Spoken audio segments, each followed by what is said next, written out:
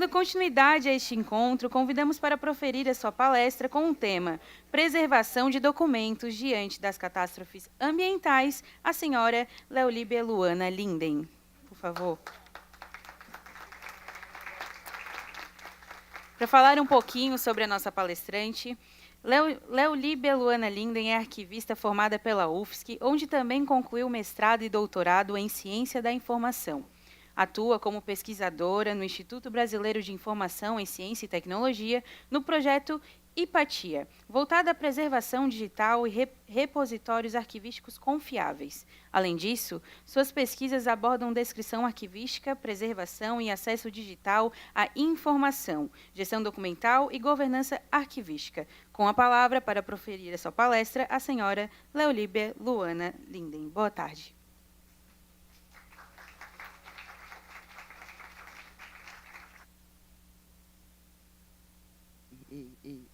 Foi. Boa tarde a todos, muito boa tarde. Então, muito bem apresentada, né? Engraçado que todo o meu currículo nada a ver com o que eu vou falar aqui hoje, né, quase. Mas é interessante que essas são as facetas, né, da atuação do arquivista contemporâneo, não tem como fugir disso. Bom, então, uma satisfação estar aqui com vocês hoje, é uma alegria, né, estar nesse evento, na posição que eu estou hoje. Né? Vir a Santa Catarina sempre é um misto de emoções, né? que é minha escola, onde me formei, é onde me constituí enquanto profissional. Então, é motivo de orgulho estar aqui hoje, nessa posição, para falar um pouco para vocês sobre essa trajetória. Né? Aqui vejo alguns pares, minhas mestres aqui também, então é uma alegria estar com vocês. Bom, eu venho para falar um pouco de uma experiência, né, que é bastante recente, que nós temos vivido lá no estado do Rio Grande do Sul. E vou compartilhar alguns pontos com vocês, algumas estratégias que nós acabamos adotando, como nos organizamos, né, diante dessas circunstâncias, e para a gente debater e discutir, fazer alguns pontos de reflexão. Passador. Bom, essa sou eu no meu melhor look, né, para fazer o que eu preciso fazer diante desse projeto. E, como já disse anteriormente, o meu currículo, aquilo que eu pesquisei no meu mestrado, no meu doutorado, não tem relação com essa temática, né? Mas aí que está a necessidade mesmo do arquivista, né, buscar se ampliar nos seus conhecimentos e verticalizar dentro daquilo que é necessário que ele faça, né? Então, dizer que hoje eu coordeno uma operação, né, lá em Porto Alegre, de recuperação dos documentos. Vou falar um pouquinho mais durante, né, a explanação total.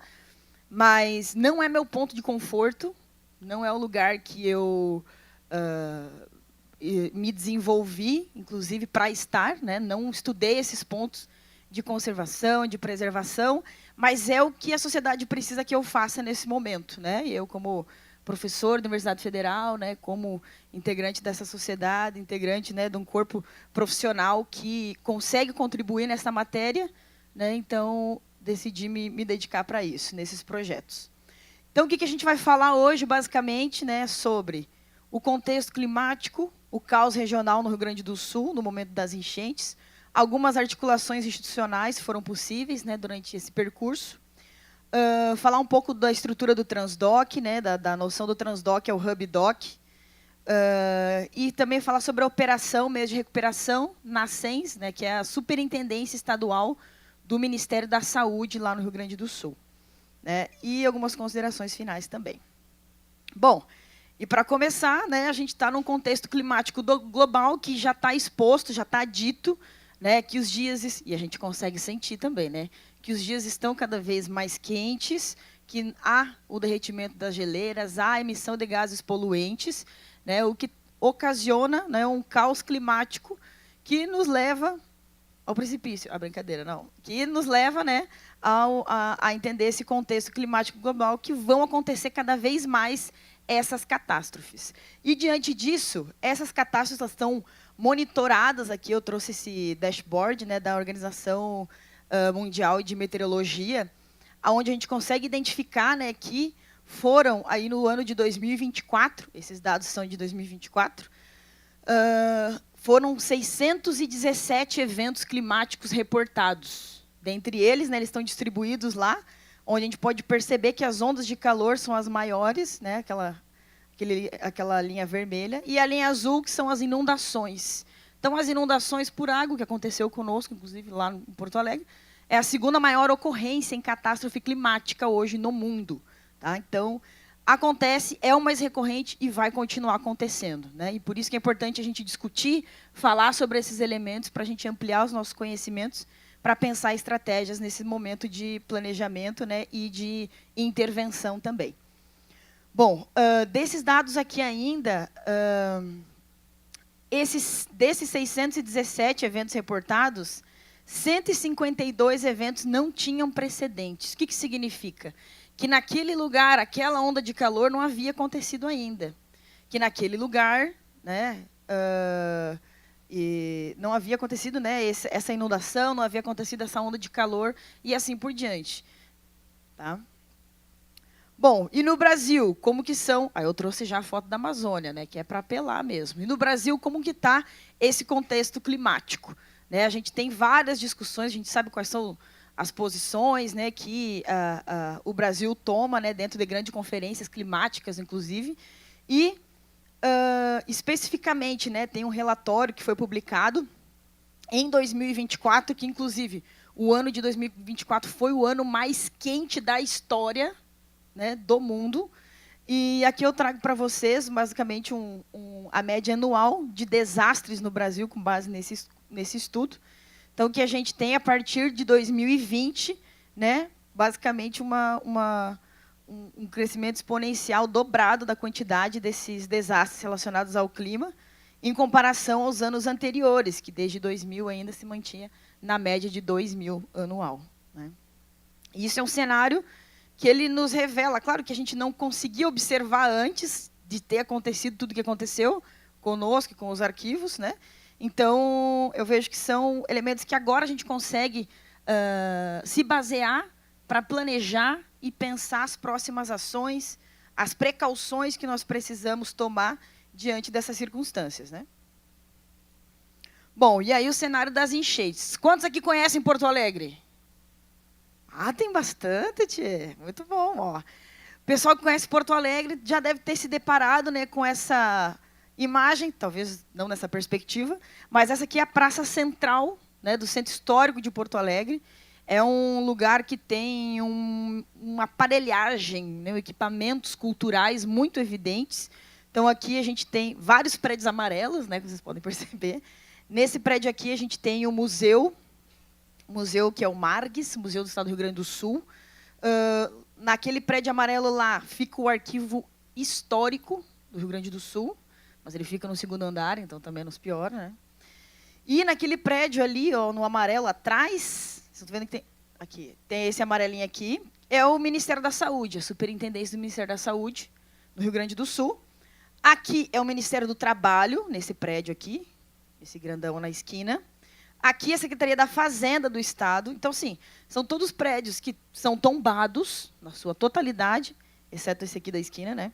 São prédios tombados na totalidade e que existiam ali alguma ação de memória, alguma ação cultural para visitação, enfim, né? Para que as pessoas conhecessem aquele espaço, aquele acervo que ali estava contido. Tá?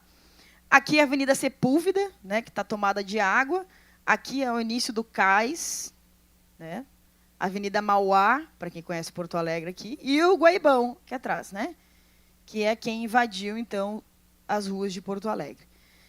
E essa região aqui, ela alcançou, bem aqui, sim, nessa esquina, sobretudo aqui no Ministério, aqui, alcançou cerca de 1,80 m a altura, né, da inundação da água. Então, e isso aconteceu não de uma hora para outra, aconteceu lentamente.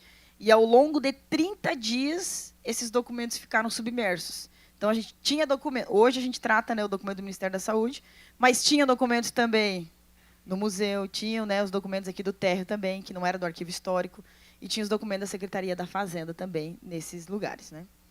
Bom, e aí o cenário das enchentes, claro, falando assim já dos documentos, mas aconteceu muito caos, né, em toda a grande Porto Alegre, né, as cidades ficaram inundadas. Um pouco de contexto, aqui é uma foto aérea do Mercado Público de Porto Alegre, né, aqui na enchente de 1941, onde já havia tido essa inundação, né, e cerca de 3 centímetros menor do que a inundação que a gente teve. Então, essa inundação do ano passado realmente foi a maior que a inundação de 1941. Aqui, para vocês terem noção, né, só um contexto também, bem aqui, ó, nesse arco, é a entrada, tem a entrada aqui e tem aqui, do trem. Então, isso aqui ficou lotado de água, porque aqui a gente tem canais subterrâneos do trem e ficou também inundado, cheio de água, né, que levou ainda depois 30, 60 dias até se restabelecer toda essa malha do trem, da Transurb.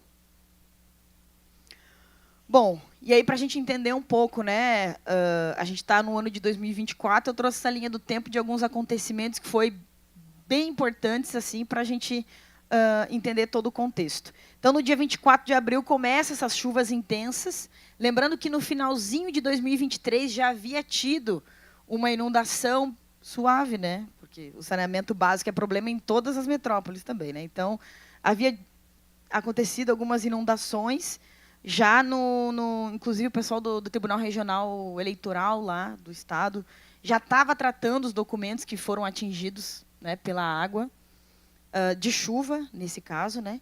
E no dia 24 de abril, então, de 2024, se iniciou uma chuva assim, sem fim, sem trégua mesmo. E acontece que toda essa chuva ela ficou muito direcionada para a serra, né? Então, a bacia hidrográfica caiu todinha para o Lago Guaíba. Tem a discussão rio versus lago, né? Mas eu não sou geógrafa, então também não vou entrar nessa discussão. Mas vamos chamar de Lago Guaíba. E toda a água, então, veio concentrar-se no Lago Guaíba. E aí, no dia 30 de abril, ainda em Santa Maria, né, as chuvas estavam muito torrenciais lá, aconteceu que a água da chuva invadiu o arquivo da universidade. Todo mundo aqui já viu os vídeos disso? Transitou em grupo de WhatsApp, né, fotos, vídeos dessa inundação. Foi bem desesperadora naquele momento, porque todo o arquivo estava naquele local. Enfim. E aí começaram já, né, as ações de recuperação lá do arquivo da UFSM. No dia 1º de maio, então, a gente tem o primeiro decreto, o decretista de calamidade pública do governo do Estado do Rio Grande do Sul. Né, e no dia 3 de maio, a gente tem a consequência, então, da invasão da água, né, no Centro Histórico de Porto Alegre, né, e causando todo aquele cenário que a gente viu na foto anterior. Tá? Bom, falando um pouco de Santa Maria, né, lá em Santa Maria foram 12 mil caixas de documento atingidas, então é um volume bastante expressivo, quando a gente pensa na operação para a gente conseguir estabilizar esses documentos, operacionalizar a secagem desses documentos, né? E aí logo se iniciou as ações emergenciais, né, de salvaguarda do documento, a retirada dos documentos deste local, né? E posteriormente esses documentos foram, a maior parte deles, quase totalidade, foram congelados, né? E aí falar um pouquinho também da questão de Santa Maria, né, que é o arquivo da Universidade Federal. É importante ressaltar, estava falando com os colegas anteriormente, que Rio Grande do Sul tem uma tradição arquivística muito grande, né? Então eles têm um apreço pelo arquivo, eles têm mais consciência, né? Ele tem alguns conceitos, alguns entendimentos sobre arquivo um pouco mais avançados.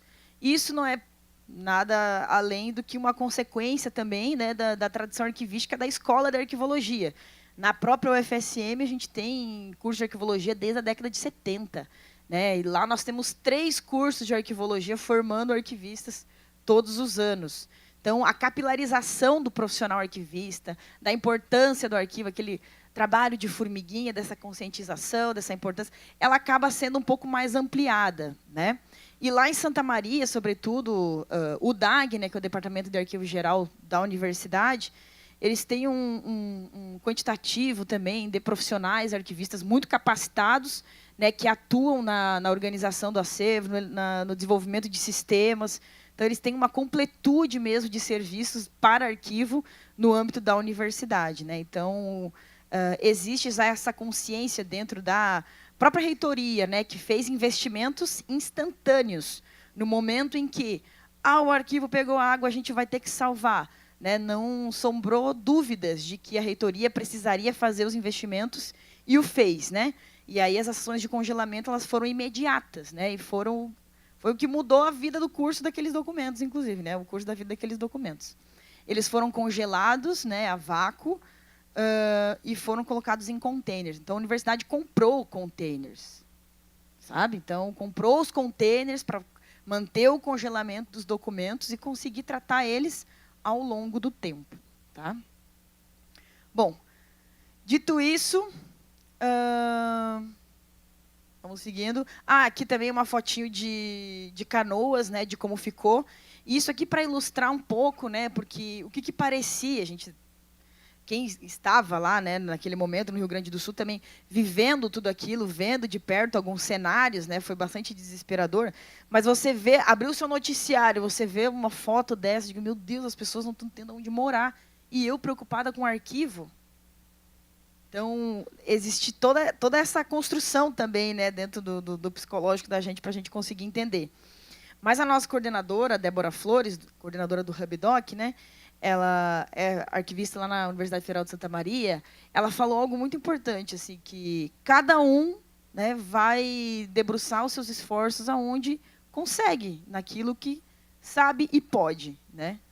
Então, de imediato, né, se iniciaram essas movimentações, essas articulações para a gente conseguir viabilizar isso. Então, assim, dentro de um cenário, claro que Santa Maria foi um pouco diferente, né, porque era uma água até um pouco mais limpa, vamos dizer, diferente, né, do que aconteceu em Porto Alegre. A gente tem muitas sujidades, a gente tem esgoto sendo lançado no Guaíba diretamente, então é esse tipo de água que a gente estava lidando, que estava atingindo os documentos como um todo, né? E, enquanto isso, a população estava sem casa, sem água, sem energia, sem alimentação, né? Sem sua residência, muitas deles, né?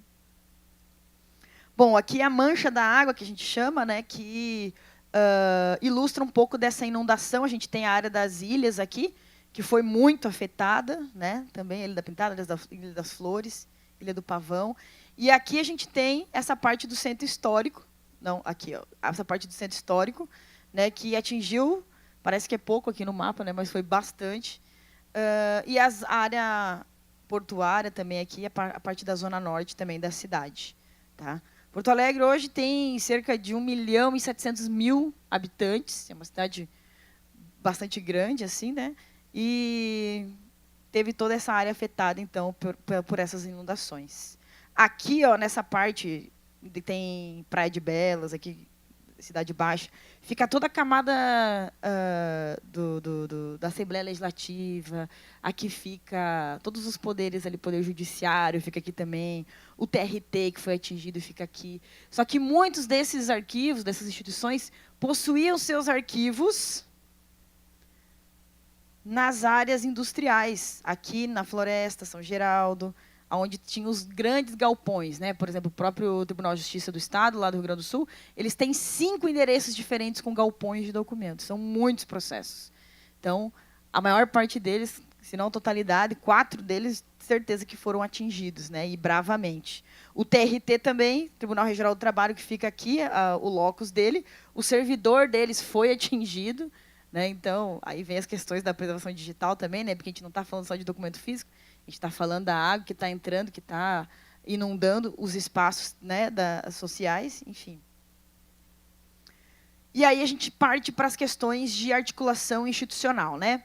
Lá no site do Arquivo Nacional existe lá uma série de ações, né, que foram listadas, inclusive, do Arquivo Nacional pelo Rio Grande do Sul. O Djalma está aqui também, ele esteve no Rio Grande do Sul diversas vezes conosco lá, atuando, né, nas atividades, né, nas visitas técnicas, nas instituições, para entender melhor esses cenários e o que a gente podia fazer.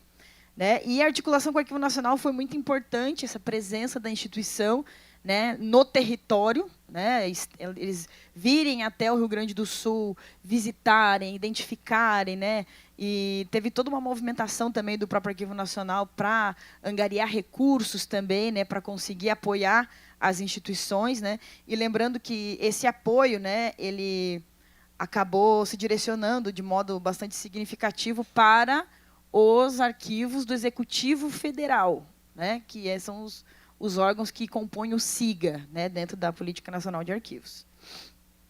Bom, e aí foi articulado, então, alguns recursos de medida provisória, né, por meio do Arquivo Nacional. Então, o Arquivo Nacional foi atrás desse recurso, né, e aqui eu trouxe a lista de alguns dos órgãos, né, que foram elencados nesses levantamentos, né, que foi feito pelo Arquivo Nacional, e a gente conseguiu visitar muito deles, né, e hoje o HubDoc trabalha como parceiro, né, desses muitos órgãos, tá? E é uma quantidade, assim, enorme de documentos, né, gente? Bom, aqui eu trouxe alguns cenários de algum... tá todo mundo apavorado. Só piora, tá, gente? Vamos lá. Aqui a gente tem alguns cenários, eu trouxe bastante fotos para vocês visualizarem mesmo, né? Aqui a gente tem o Ministério do Trabalho e Emprego, vocês vão ver que nesses fichários, aqui nessa primeira foto, tem as carteiras de trabalho, né? Essas carteiras de trabalho, que são documentos que foram recebidos, né? Quando alguém perde a carteira de trabalho, leva até o Ministério do Trabalho e fica lá. Ou leva até o correio, sabe que tem essa prática? De perder o documento, levar até o correio leva para o Ministério do Trabalho, né?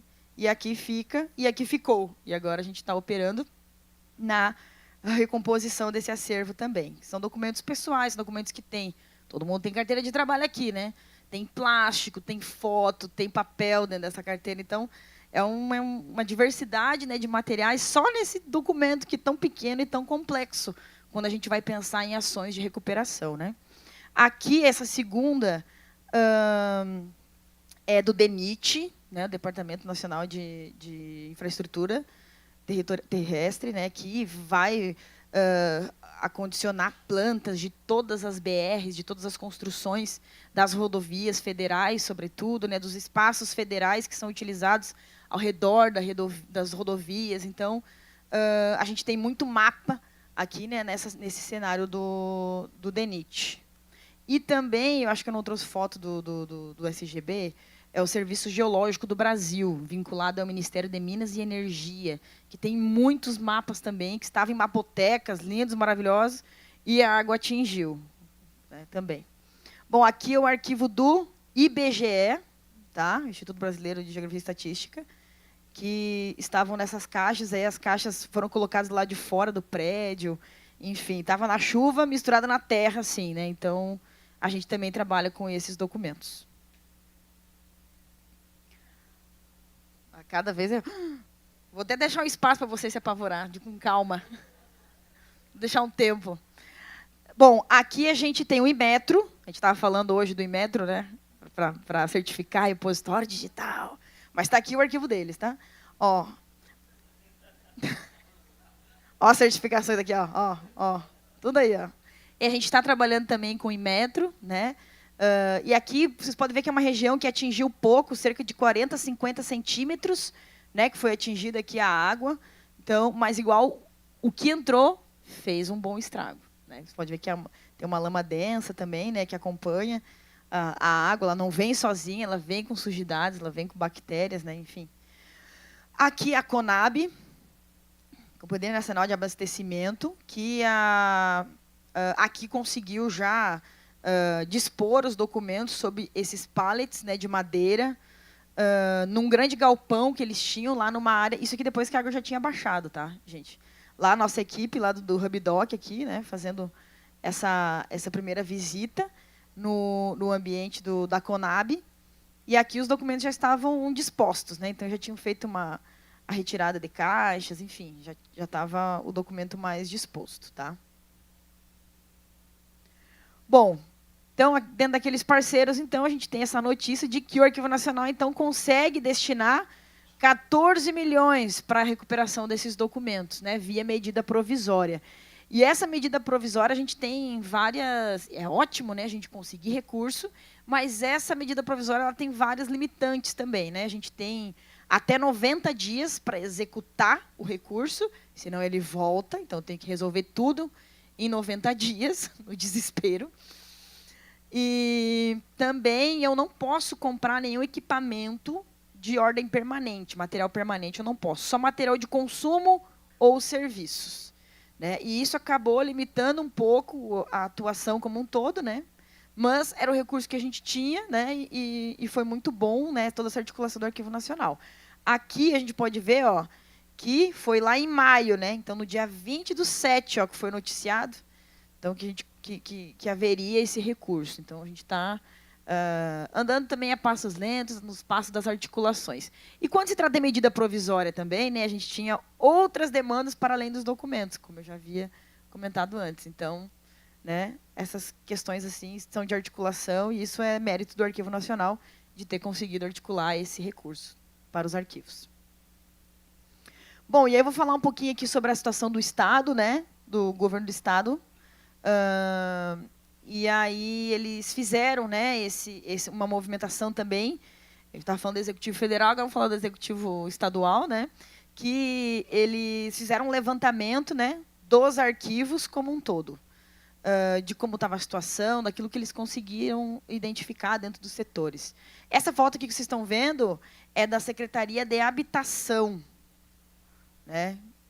Então, todos os documentos que estão aí têm registro, tem contrato de imóveis, financiamento de imóveis com a Caixa, enfim, vários documentos. Acho que o Marcos conhece esse cenário, né, Marcos? Você esteve lá. Bom, e aí eles publicaram também esse mapa, né, que vai identificar quais são os arquivos, né, do governo executivo estadual que foram atingidos na zona central de Porto Alegre. E aí a gente tem esse delineamento dessas instituições que foram atingidas. Isso, e mais uma vez, né, fica distribuído mesmo assim a área administrativa dentro dessa zona central, e não só a sede administrativa das secretarias, mas também os arquivos, os depósitos, né, que estavam nesse momento inundados, tá? E aí, no total, eles quantificaram 125 mil caixas atingidas, só no governo do Estado. E aí a gente ganha estrelinha, ou não, né? A SEDUC, com 40 mil caixas atingidas. Só a Secretaria de Educação, 40 mil caixas atingidas. E ao total, né, se a gente vai identificar aqui cada órgão, né, do Estado do Rio Grande do Sul, a gente vai ver o quantitativo de caixas que foi atingida. Somando, perfazendo o total de 125 mil caixas. Se vocês hoje me perguntar quando que a gente vai terminar,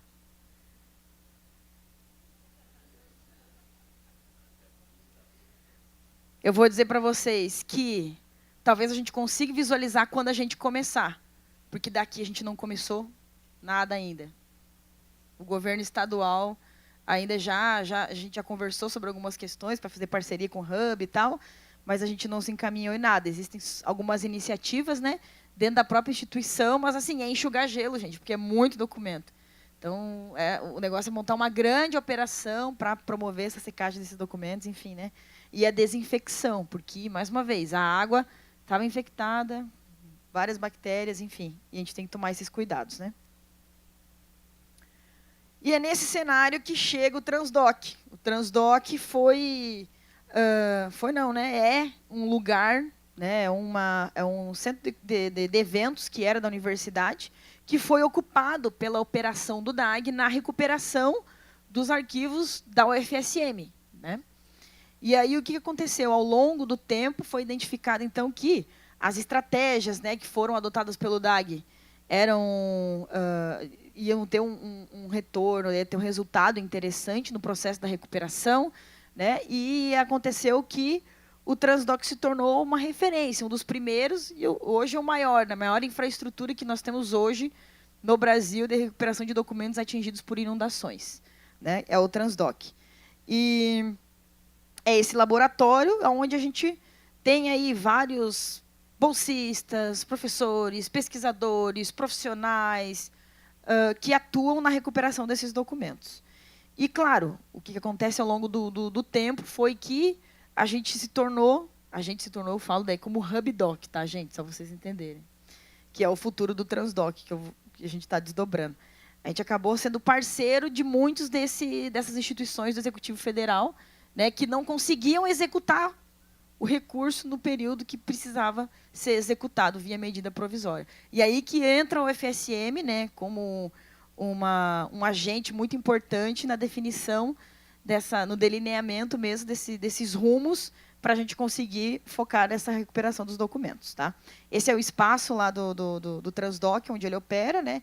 Que a gente tem, os containers ficam aqui do lado de fora, né? Então a entrada dos documentos é por aqui, é uma grande linha de produção. Né? Hoje está um pouquinho diferente, mais cheio de documentos, né? Mas essa é a carinha do Transdoc. E aqui a gente está vendo, ó, as pessoas estão instalando ainda os scanners. E assim vai. Uma linha de produção completa. Bom, e aí dentro do laboratório de Transdoc, né, o que a gente conseguiu visualizar, assim, né, essa resposta emergencial para uma ação que precisa de urgência mesmo para ser tratada, no caso da inundação dos documentos, né? E aí a definição de protocolos de tratamento, que é muito importante. Né? Então, o que a gente vai fazer agora? Tem essa situação, o que a gente vai fazer com esse documento? A gente pega e faz o quê? Ninguém estava trabalhando com isso. Né? Ninguém estava pesquisando sobre isso. E a gente se viu numa necessidade de entender melhor esses contextos, né? Para conseguir pesquisar e saber o que fazer, o que era possível fazer. Né? Então, a partir do Transdoc, foi estabelecido alguns protocolos que a gente vai mostrar logo mais. Aqui, formação de equipes também, que isso foi muito importante. Inicialmente, houve a mobilização de muitos voluntários, né, e aí depois esses voluntários foram se transformando em bolsistas, né, e atuando até hoje nessa recuperação. Bom, e aqui tem algumas contribuições, né, do Transdoc em relação a toda essa construção que a gente fez até agora, né? A gente tem assinalar esses dois documentos, né, ações iniciais para salvaguardar os arquivos após a ocorrência de desastre, e o guia rápido, né, para resgate de acervos. A gente já tinha uma resolução do CONARC que falava sobre isso, mas se fez muito urgente uma atualização rápida de protocolos, guias rápidos, que você pudesse olhar, bater o olho e já saber o que fazer. Né, bem mais simplificado, né, do que um texto mais exaustivo e corrido. Então, essas publicações, elas são fruto, inclusive, de uma prática que começou a acontecer lá na UFSM, nesse processo de recuperação, né, e tomou outras proporções, depois tendo as parcerias, então, do Arquivo Nacional, do Arquivo Público do Estado e assim por diante. Né. Pode ver que tem o logo de todo mundo aí na barrinha do documento. E esses dois documentos aqui do centro também, que são um guia mais específico, né, de como foi realizadas as atividades lá no DAG, né, porque teve a possibilidade de encaminhar para o congelamento, porque havia esse recurso, né, os containers comprados pela reitoria, né, da universidade, e também o guia de instalação da área de secagem, que basicamente é uma aula de marcenaria, né, para a gente conseguir construir aí uma estante de secagem para os documentos. Tá? Bem simples e fácil de fazer. E a gente vai atualizar isso aqui ainda, que tem mais um projeto agora de estante que a gente está fazendo, que eu vou mostrar depois. Bom, e aí como é que formou a equipe do Transdoc, né? 140, eu acho que esse número já aumentou, tá?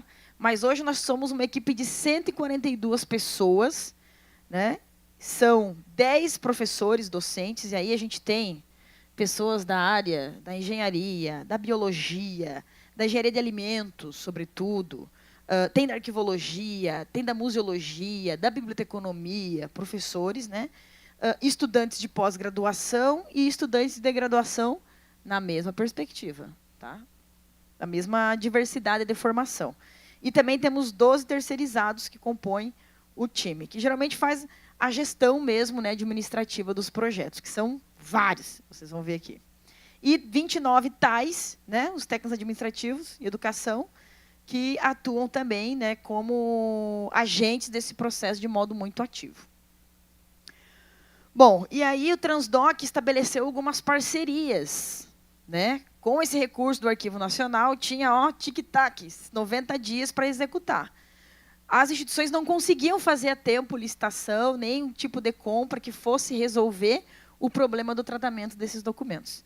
E qual foi a solução encontrada? Foi estabelecer parceria, então, com a universidade para conseguir executar esse recurso e, consequentemente, a recuperação dos documentos. Então, a gente fez esse trabalho via TED, né, essa contratação, onde TED significa Termo de Execução Descentralizada, onde um órgão público contrata um outro órgão público para executar uma atividade, né? E tem essa resposta na produção de conhecimento, né? Associado sempre a um projeto de pesquisa ou um projeto de extensão. E aqui nós temos dois, o projeto de pesquisa e o projeto de extensão, associado a cada uma dessas instituições aqui. Tá? E essas aqui são as parceiras hoje que o Transdoc tem, daquelas 19 que eu mostrei antes, essas aqui são as instituições que têm parceria hoje com o HubDoc, certo? Que é o até então o Transdoc, né? Que era o Transdoc. E aí, diante dessa diversidade de instituições, e aí também em situações diferentes, porque muitas situações, os documentos, por exemplo, do Ministério da Saúde e Anvisa, eles são tratados, metade deles, parte deles é tratado lá em Porto Alegre, e a outra metade é levada para Santa Maria para fazer esse tratamento. Já outros, por exemplo, como o Inmetro ele foi todo para Santa Maria, e lá eles estão fazendo o tratamento dos documentos. Então, né, ele é feito uma triagem inicial, é colocada, né, dentro das caixas de transporte e é levado para lá, para passar por esse tratamento. Tá? E aí, diante dessa diversidade, de especificidades diferentes de documentos, de realidades diferentes dos próprios documentos mesmo, né?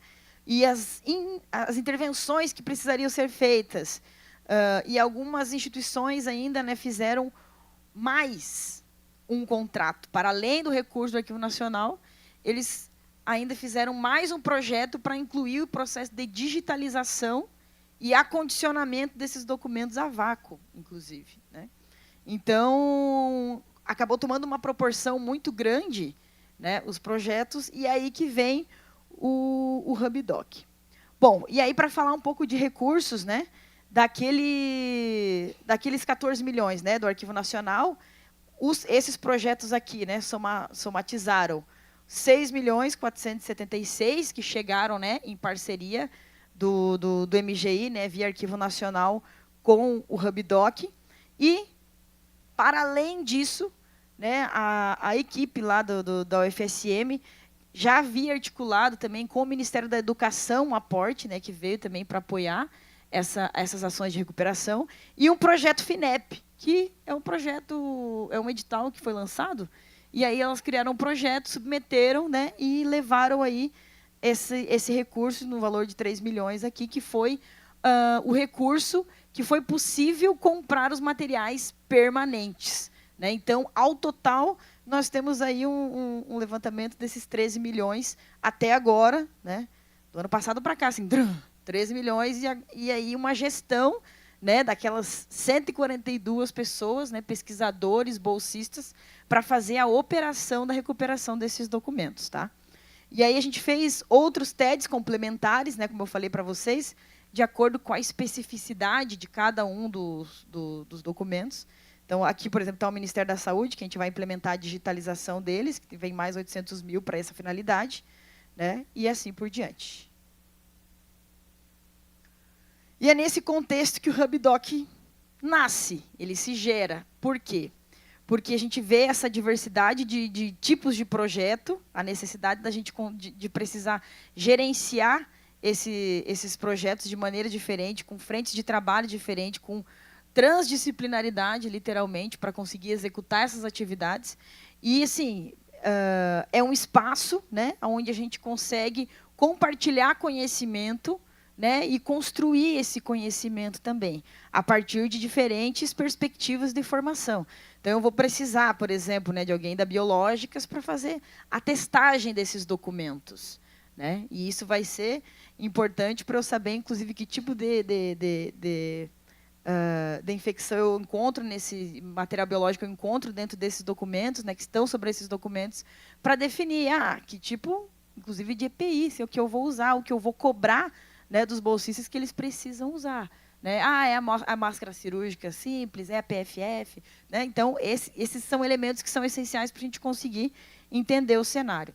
Outra questão que é muito curiosa, inclusive, né, que eu sempre fico chocada com isso, que a estratégia de congelamento, né, dos documentos foi a mesma utilizada no congelamento de alface. Vocês já tentaram congelar alface? Dá super errado, né? Eu não tentei congelar, mas eu já congelou um. E, assim, dá super errado, ele é super sensível, né? Então, foi a mesma metodologia que se usa para congelar a alface da engenharia de alimentos que foi utilizada para congelar os documentos. Então, para a gente garantir, né, o máximo a integridade desse documento. Porque é isso que a gente vai perseguir durante toda a execução desses projetos aqui, né, dessas atividades. É que a gente consiga garantir que esse documento se mantenha íntegro no máximo de tempo possível, né? Bom, e o Hub, então, é esse espaço onde a gente dialoga com diferentes instituições, diferentes pesquisadores, né? E a gente tem pesquisadores hoje, né, da UFSM e da URGS, né? Eu pertenço à URGS atualmente. Bom, e aí os objetivos aqui, né, do HubDoc, criar, então, produtos e soluções inovadoras, né, sobretudo para os documentos que foram atingidos, criar esses novos protocolos, servir de referência nessas situações de crise, né, que a gente tem ali os materiais que podem ser utilizados, né, aquela questão que a gente estava até comentando hoje, da reprodutibilidade, né, é possível você aproveitar aquelas técnicas, esses protocolos em outros cenários. Aqui também, atuar, agora vocês vão ver a gente sair um pouco da caixa, atuar no desenvolvimento de soluções inovadoras de gestão, preservação e acesso de documentos de arquivo. Então, a gente não se fecha também só aos documentos atingidos, né? Tem outros cenários de pesquisa, de extensão, né, que o HubDoc também está aberto para conseguir desenvolver. Lá em Santa Maria, como eu disse, né, a tradição arquivística é longa lá, então eles são referência na distribuição, inclusive agora que eles vão distribuir o sistema, né, para os registros da vida acadêmica dos alunos, de acordo com as resoluções do MEC. Né? Então, eles têm esse acordo já com o Ministério da Educação, né, e vai ser encaminhado isso. E isso é só tecnologia, e é um projeto que também integra o Hub. Né? Então, o Hub é tudo, basicamente. Depois, servir a sociedade, auxiliando na preservação da sua história e na garantia dos seus direitos através do acesso à informação. Isso parece conversa fraca, né, na garantia dos seus direitos, parece protocolar, mas vou mostrar para vocês que não é. Logo aqui a gente vai ver um resultado. Aqui tem um painel de monitoramento, né, que é bem interessante, como eu disse, né, inovação. Então, a gente consegue acompanhar, e os órgãos conseguem acompanhar, né, como que está o avanço. Qual é a quantidade de caixas por órgão a recuperar. Aqui a gente tem a UFSM, aqui, é o UFSM, isso, 12 mil caixas. Ministério da Saúde, que é o segundo mais volumoso, 6.620 caixas. O DENIT, com 5 mil caixas, e assim vai, assim por diante. Né? Aí tem aqui a evolução da recuperação, caixas recuperadas, folhas que precisam ser restauradas, que a gente faz todo o processo de análise, né, e ainda indica se perdeu a informação, se rasgou, se ele tem alguma parte do documento que está craquelado. Então, tudo isso é uma informação que a gente agrega, né, a uma espécie de prontuário, né, desse dossiê, desse processo, para isso também ser uma informação e insumo depois para a instituição. Vou querer agora restaurar o que precisa restaurar. Aí eles vão saber quantificar exatamente, né, para conseguir fazer um bom termo de referência. Cadê a minha? Ele está aqui. Fazer um bom termo de referência, né, para conseguir quantificar bem. Tá? Então, com esse QR Code aqui, vocês conseguem acessar agora, inclusive. Tá? Mas pare. Sério? Então, joga lá, painel de monitoramento a serviços recuperados. Transdoc, que vai aparecer. Bom, e aí, dito isso, né, nesse contexto todo, hoje somos o HubDoc, né, que compõe todos esses projetos. E eu iniciei, né, no projeto, numa comunicação com a Débora, né, onde a gente trocava muito mensagem naqueles momentos de desespero, vou dizer assim mesmo, né? E a gente teve a oportunidade, então, de trabalhar junto nesse alinhamento de protocolos, né, do que fazer, do como fazer. E hoje eu atuo lá na operação do Ministério da Saúde, né, na operação da recuperação dos documentos, lá no Ministério da Saúde, e coordeno também todas as operações de Porto Alegre, né? Todas as operações de Porto Alegre, eu sou coordenadora hoje, mas essa aqui a gente construiu, botou a mão e levantou né, os protocolos a partir dessa primeira operação. E aí eu vou falar um pouquinho agora sobre a operação na superintendência mesmo. Tá? E aí eu parto de um contexto onde, em 2022, né, na minha atuação como docente lá no curso de Arquivologia da URGS, a gente promoveu uma oficina de tratamento da massa documental acumulada em 2022. Então, eu já conhecia esse acervo. Né? Então, eu já tinha feito algumas atividades, aqui a gente pode ver os alunos, né, fazendo parte da oficina, interagindo. E esses eram os corredores, então, lá do arquivo, né, uma sala enorme. E falar um pouquinho também do papel, né, da superintendência. Isso é importante para a gente se situar. As superintendências, né, do Ministério da Saúde, elas existem em todos os estados, em todas as unidades federativas. E qual é o papel dessa superintendência? Ela, basicamente, é um grande RH, né, porque os servidores federais que estão alocados, né, não só no Ministério da Saúde, no Serviço Federal, no Executivo Federal, mas também a característica assim, né, do SUS, de universalização, é possível que um servidor federal atue num hospital que é municipal. Né? Então, tem essa flexibilidade por conta das características da lei do SUS, que é de 88 também. Então, eles têm aqui cerca de 12 mil pastas funcionais. 12 mil, 14 mil por aí, acho que é 14, gente. 1.000 pastas funcionais, ou seja, 14 mil servidores têm seus históricos aqui nesse arquivo. Tá? Aqui também tem documentos da implementação do SUS no estado do Rio Grande do Sul. Né? Tem documentos aqui do INAMPS. Quem lembra do INAMPS? Eu não lembro, mas eu conheço, porque eu estudei. O INAMPS, o INSS, o NPS, aliás, o NPS, né? Que era antes da criação do SUS, né? Que eram os regimes que aconteciam. E essa documentação é da superintendência, é de responsabilidade da superintendência do Estado. Outros documentos que são muito importantes, convênios, né? Quando existe assim, a compra de uma cama, uma maca, por exemplo, para cirurgias, que é de material permanente. Né? Então, o SUS desprende do Fundo Nacional de Saúde esse recurso e manda direto, né, para a unidade de saúde, seja ela qual for. Geralmente, são prefeituras que têm fundações, que são os hospitais municipais. E aí, o que acontece? É trabalho da superintendência regional fiscalizar esse convênio para saber se aquele recurso foi usado mesmo para aquela finalidade. Então, é no território que se resolve isso. Então, a gente tem várias caixas também que são relacionadas a convênio e a prestação de contas, né, por parte dos hospitais, dizendo, comprei e está aqui, né, a nota fiscal e já está agregada aqui ao patrimônio do hospital XYZ. Tá? Tem muito desses documentos também. Bom, como vocês viram, então, esse é o Ministério da Saúde, aqui esse é o prédio, né, do Ministério da Saúde, e ficou, então, diversos dias em submersão, 28, 30 dias, né? Depende, né, porque as caixas de baixo sempre são mais prejudicadas, é onde a primeira vez a água atinge e a última, né, a ser liberta da água. Então, a gente teve 1,70 m de altura nessa região, e aí com os documentos e com os ambientes todos infectados. Né? Bom, e essa aqui foi a chegada, essa aqui são... Agora eu vou trazer várias fotos para vocês. Tá? E dá-lhe fotos, e vou narrando. Bom, aqui é a entrada, então, do arquivo. Vocês podem perceber aqui, que é na placa que ficou a marca de água. Né? A marca da água aqui. Enfim, e aí alcançou até a 5ª prateleira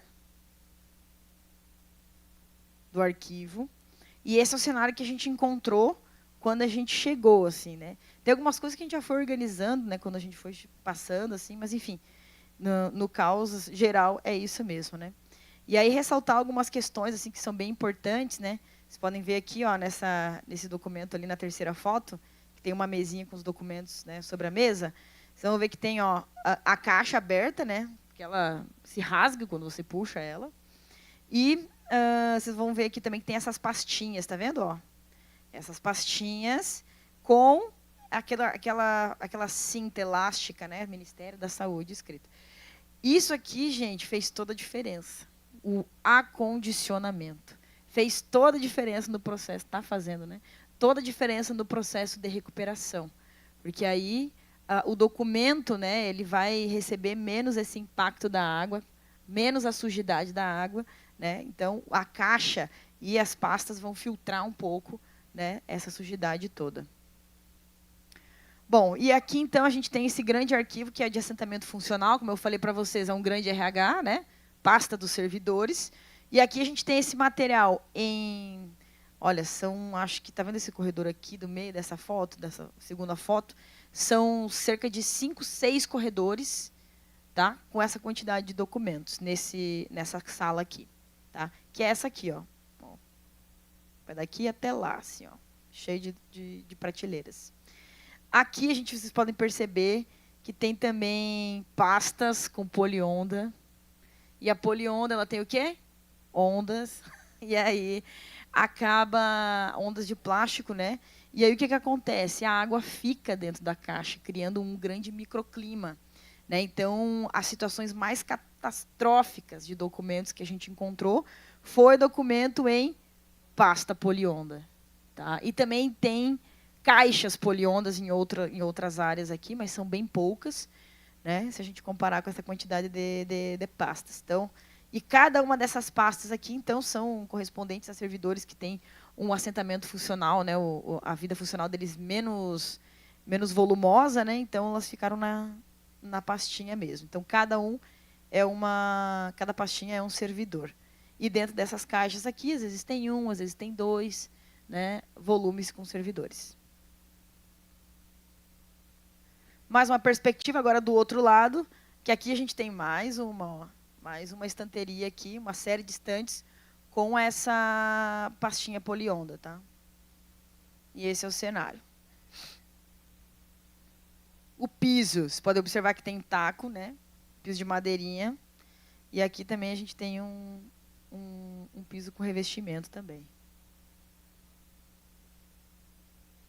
Bom, aí você vai entrando, quanto mais você entra, né, no prédio, menos tem acesso à luminosidade, à transição do ar mesmo, né? Os documentos basicamente não respiram. Aqui, ó, a gente tem esse corredor que é onde ficam os convênios que eu comentei com vocês, fica nessa sala aqui. Aqui nessa escada tem um mezanino e aqui em cima tem mais documentos. É uma estrutura bem grande com documentos que não foram atingidos, né? Mas aqui, esse é o cenário que a gente encontrou, né? A água chegou aqui, suspendeu as caixas, elas boiaram e elas foram se movimentando, tá? Por isso que elas estão caídas desse jeito. Aqui a gente tem os livros com boletins de serviço do INAMPS, do NPS, né? Que são documentos também que a gente vai precisar tratar desses documentos também. Aqui as poliondas que eu comentei com vocês, né?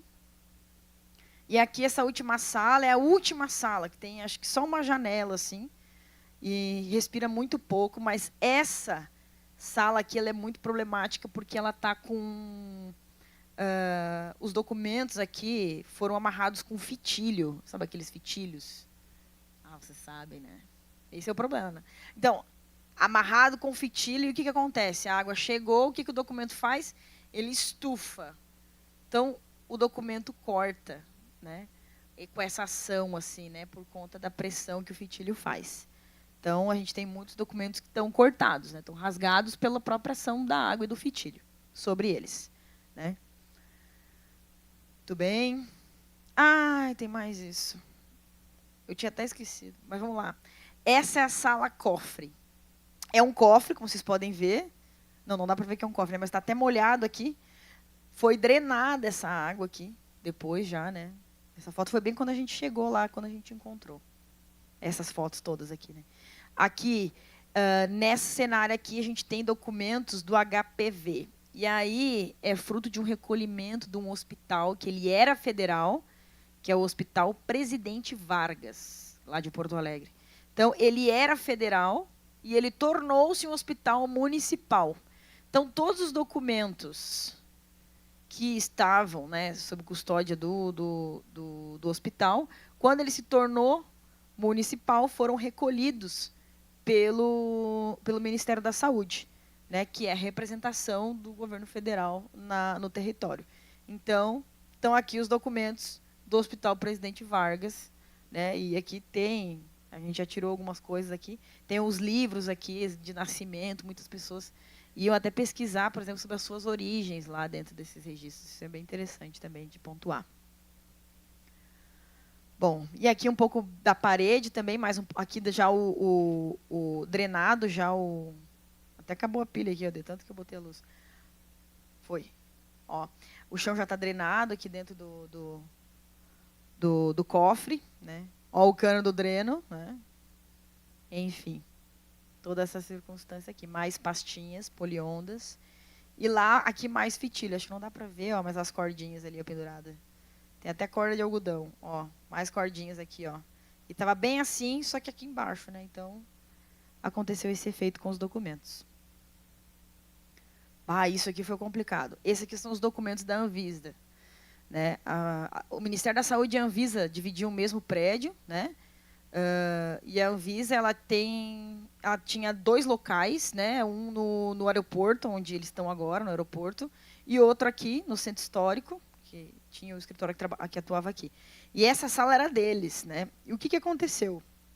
Eles tinham esses armários e esses documentos estavam aqui. Só que, como eu disse, o piso, né? É um prédio histórico. É um piso com taquinho de madeira, né? Aqueles pisos, assoalhos de madeira. E tinha um foco de cupim.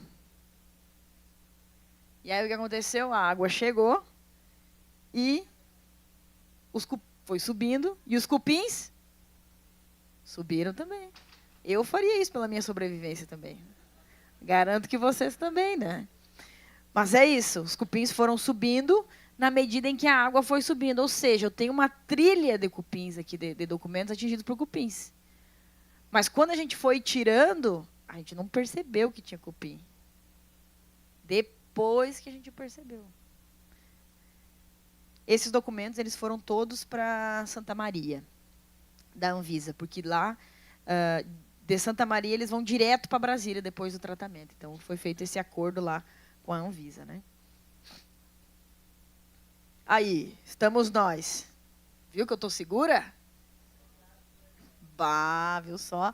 Então, a equipe de trabalho, né, para a gente estruturar lá na operação do Ministério da Saúde, a gente tem uma coordenação, que sou eu, a gente tem 2 supervisores, um por turno, então, pela manhã, tem um profissional, que são alunos de pós-graduação, né, são arquivistas de pós-graduação.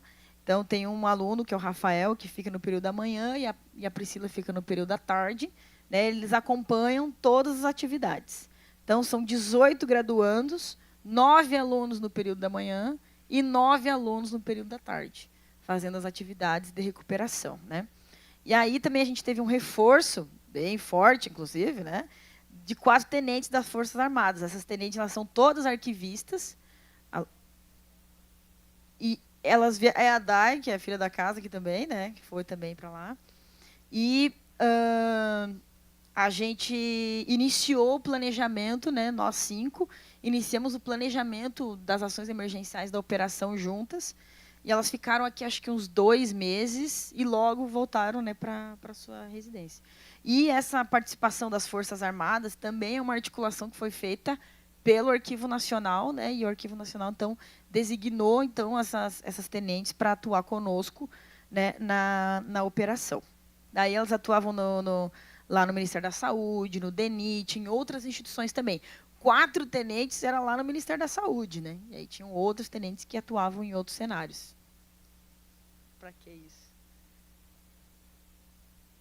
Bom, e aí falar um pouquinho do fluxo de trabalho lá na operação do Ministério da Saúde, né?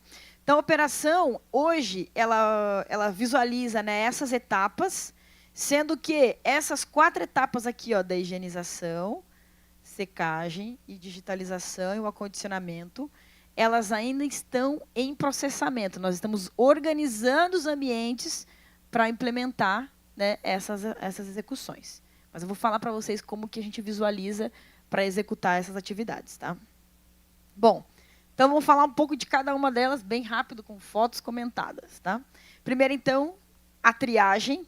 A triagem funciona como? Ó, aqui, vocês estão vendo que ela já está bem desocupada, viu? É o trabalho acontecendo. Né? Então, como que funciona essa triagem? Os bolsistas atuam aqui, né, nessa mesa, que, na verdade, não é uma mesa, né, são 3 mesas. E aí pega o carrinho, vai lá, busca o documento, traz e faz essa triagem inicial. Essa triagem inicial ela é composta pela retirada de caixas, são só assentamentos funcionais. Né? Então, o que a gente preza? A identificação do servidor. Não nos interessa a organização ou numeração de caixa. A gente vai reorganizar tudo isso depois. Então, o que nos interessa aqui é saber o nome do servidor. Essas informações aqui, ó, que estão nesse papelzinho. Vocês estão vendo? Ó. E aqui tem, então, dados, né, desse servidor. E aqui a gente já tem o documento dele, né, que já foi retirado da caixa e da pasta. Então, isso tudo vira lixo, caixa e pasta, que serviram como filtros até então. Né? E aí a gente analisa qual é a situação desse dossiê. Se ele estiver em uma situação de degradação muito complexa, a gente manda para Santa Maria. Porque lá eles têm outros equipamentos permanentes, lembra? Que vão ser utilizados no tratamento desses documentos. Né? De modo mais incisivo e de modo mais imponente também.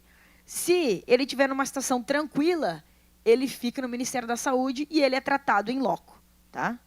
Isso aqui é uma situação tranquila, só vocês saberem. Tá? É uma situação tranquila. Enfim. Então, essa parte da triagem é bem desse jeito, tá, gente, que acontece. Então, quando vai para Santa Maria, ele vai para a listagem, né, de transporte, e se ele fica, ele vai para ser estabilizado. Né? Tudo passa pela estabilização antes de transporte também.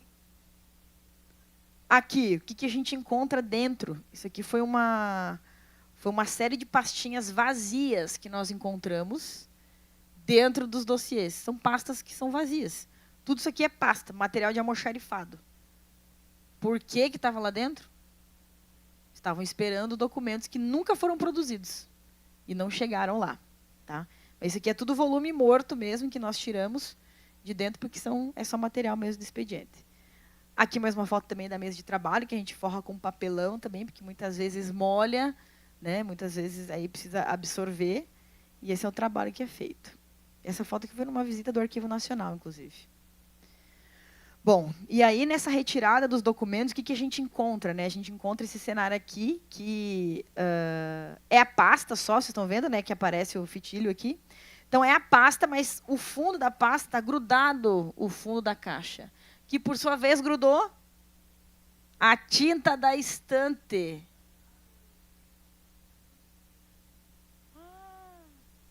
Viu só? A estante não sei, mas a pintura, né? Olha aí. E aí a gente tem esse tipo de cenário. Aqui mais uma situação onde o invólucro salvou o documento, ó. Onde a gente tem bastante incidência de sujidades aqui nesse mofo, fungo dentro nesse envelope. Esse envelope pardo é o mais comum de a gente encontrar. E o documento está tranquilo ali ainda, ó. Está bem visível, está bem íntegro. Isso a gente consegue salvar tranquilo. Tá? E olha onde estava. Na polionda. Bom, aqui tem outro cenário também, que a gente... para falar mais um pouco ainda da polionda, né? Porque a polionda ela cria, mais uma vez, esse microclima. E aqui foi o caso mais dramático que nós encontramos, esse fungo, que a gente apelidou de dentinho. É um fungo. Que daí a gente retirou a parte dele, mandou para o laboratório, está em análise, né? Agora para saber qual é a espécie exatamente dele. Assim vai. Né? Bom, é isso. E aí a gente vai para a parte de estabilização. A estabilização a gente procura... A gente usa um produto específico, né, que é o indicado pelo Arquivo Nacional, que é o cloreto de besalcônio, conhecido comercialmente como quaternário de amônia, né, ou amônia quaternária, né, que é um desinfetante, basicamente, né, potente, que é bastante utilizado em hospitais, em cenários, né, onde se necessita desinfestação mesmo. Né. Então, essa estabilização, como é que acontece? A gente tira, então, né, os documentos, faz aquela triagem inicial, e aí a gente coloca esses documentos dispostos no chão. Esses são os espaços que nós temos lá no Ministério da Saúde hoje, né? Então, a gente coloca disposto no chão o documento, forra o chão com lona. E outra coisa que eu vou dizer agora que eu falei que forra o chão com lona, é importante que eu diga aqui para vocês isso. Leolíbia, é a situação ideal? Mas é o que dá para fazer com o que nós temos. Né? E é isso que nós temos, a gente faz o que pode, certo? Mas não vamos deixar de fazer porque não está nas condições ideais. Essa é a nossa questão aqui, tá? Então, é ideal colocar na lona? Não, não é. Mas também não é ideal colocar no chão direto. Não é ideal tantas outras coisas, mas enfim, tá? E aí a gente coloca, assim, vocês podem perceber que a gente faz ilhas, né? A gente chama de leitos, tá? Tipo, bem hospital mesmo, tá? Então, a gente dispõe esses leitos em ilhas, e aí a gente vem com o pulverizador agrícola, né? E aplica a solução de besalcônio nos documentos, do quaternário nos documentos. É uma solução que você usa 50 ml para cada 5 litros de água. Então, o condutor desse produto é a água e o documento vai molhar. Não tem o que fazer. Né? Por mais que você vá fazer uma aspersão que seja mais nevoada, mas esse documento ele vai molhar, ele vai umidificar, e é bom que ele molhe também. Né? Vai ser uma das últimas vezes que ele vai molhar, se tudo der certo. Ultimate, assim, né? Bom, aqui a gente tem um exemplo, então, né, dessa aplicação. E lá no Ministério da Saúde, só para vocês terem noção assim, do tamanho da operação. Todo o escritório do Ministério da Saúde saiu do prédio, que ficou inabitável assim, né, para rede de computador, enfim. E aí eles foram para outro prédio, e o prédio todo está livre para a nossa operação lá. Então, a gente faz tudo lá. Dessas salas enormes aqui, a gente tem 8 dessas de leito. Então, se vocês imaginar, são 8 salas enormes, né, com documentos espalhados, né, com a aplicação de quaternário. E essa aplicação de quaternário a gente faz 2 vezes em cada levada de documento. Né? Então, a gente dispõe assim, aplica, e dependendo da umidade, a gente deixa 3, 4 dias. Né? O Rio Grande do Sul, Porto Alegre é uma cidade muito úmida. Né? Então, a gente aplica, deixa secar um pouco, depois vai lá e vira cada um deles. Haja coluna, né? Vira e aplica de novo. E deixa mais 3, 4 dias. Né? O que acontece com os documentos que vão para Santa Maria? A gente faz o encaixotamento desses documentos. Aqui estão as caixas, né, de transporte que a gente organiza. E nessas caixas, são caixas de fruteira, né, simples. A gente vai alocando os documentos. As caixas todas são indicadas à instituição. Aqui é a Anvisa, vocês podem perceber. Depois vai ter o Ministério da Saúde. Essa aqui acho que todas são Anvisa. Da Anvisa. E os documentos são separados por TNT. Vão deitados no lençol limpo. Né? Daqui até lá. Então, essas caixas já foram transportadas, inclusive. E aí a gente tem uma lista, né, para controlar. O que acontece? A gente tem uma lista pelo número da caixa. Então, ali, na caixa número 70 da Anvisa, o que tem lá? O que eu consegui identificar do processo. E se eu não conseguir identificar nada, eu coloco não identificado, que é para assinalar que eu não consegui encontrar nenhuma informação daqueles documentos sobre ele. Ou que ele está ainda muito blocado, que eu não consigo abrir, enfim, que eu vou ter essa dificuldade, que vai precisar de um tratamento especial em Santa Maria. Mas como eu digo para a chefe, para a Débora, o problema é seu, chefe. Agora o problema é seu. Bom, e aqui nós temos a carga, então, né, desses documentos que a gente fez num transporte. Foram 500 caixas dessa fruteira aqui, que corresponde a mais ou menos umas 3.000 caixas de arquivo, por aí. Tá? E aí, o que acontece? Essas caixas que estão aqui, elas estão basicamente no check-out. Né? Essa aqui é a porta de entrada, né, bem histórico, como eu falei lá. Então, aqui é a porta de entrada e é o check-out das caixas que vão para Santa Maria. Aqui o caminhão já encostou e a gente também teve apoio dos militares locais, dos soldados, para fazer a carga dessas caixas, que é muito pesado. Os bolsistas não aguentariam. E aí os soldados que foram até lá fazer esse trabalho para nós, de carregamento. E aí, aqueles que ficam, né, em Porto Alegre, a gente parte para a primeira etapa de tratamento, depois da estabilização, né, a gente parte para a primeira etapa de tratamento mais cuidadoso com os processos, né, mais individual com os processos, com o descolamento. Porque o que acontece, né? Os documentos molharam, né, e aí o que acontece é que a fibra do papel acaba soltando aquela celulose, né, aquela colinha, uma colinha branca, e isso acaba ocasionando a colagem de uma folha na outra. E isso acontece basicamente com todos os documentos que ali estão, que estão molhados, né? Então, a gente parte para um descolamento, ou melhor, uma tentativa de descolamento, né, de folha a folha. Folha a folha. Aí o descolamento a gente faz aqui nessa sala técnica. Ó, o bolsista até deu uma olhadinha para a foto para vocês. Ó. Tudo improvisado, tá? Isso aqui eu tinha comprado um guarda-roupa e sobrou os papelão, ó. Trouxe para cá. Vamos fazer as divisórias, vamos fazer. São mesas de escritório comuns, normais, né? Mas a gente entende aí que também existem algumas sujidades ali que são muito complexas da gente lidar, né, diretamente. Então, a gente fez essas separações. E hoje, exatamente hoje, eu estava aqui no telefone falando sobre isso, que a gente mudou essas divisórias, porque elas sujaram, né, essas de papelão, e hoje a gente está usando um outro tipo já de cobertura. Está no meu tempo? Ah, mas tu falou que não era isso, cara. Não, larga o microfone para o professor e quer agora me cobrar, né? Deus o livre. Meu Deus, calma aí, amiga. Tá, então, e aí a gente tem... Tá quase lá, amiga. Tudo certo. E aí a gente tem esses kits também, né, de materiais que eles utilizam por mesa, né? E aqui a gente tem essas duas áreas, assim, que hoje já estão todas elas com divisórias, né? Então, e a gente tem 3 áreas de trabalho dessa hoje, de descolamento, tá? Bom, e aí o descolamento, a gente encontra o documento basicamente assim, né? Então a gente vai usando alguns materiais que vai aparecer nas próximas fotos também, né, para ir descolando algumas espátulas. O que tem se demonstrado muito interessante são espátulas de creme. Creme depilatório, creme capilar.